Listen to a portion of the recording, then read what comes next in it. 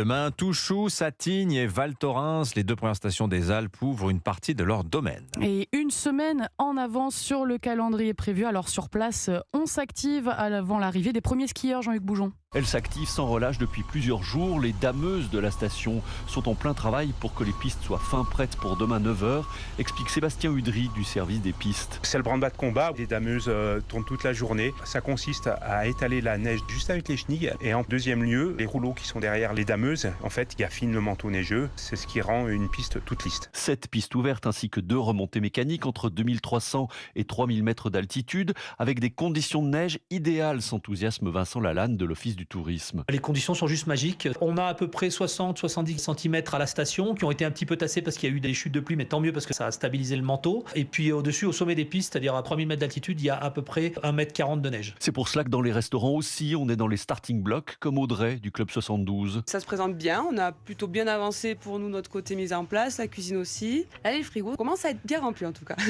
Et avec le grand beau temps annoncé, on attend jusqu'à 20 000 skieurs sur tout le week-end.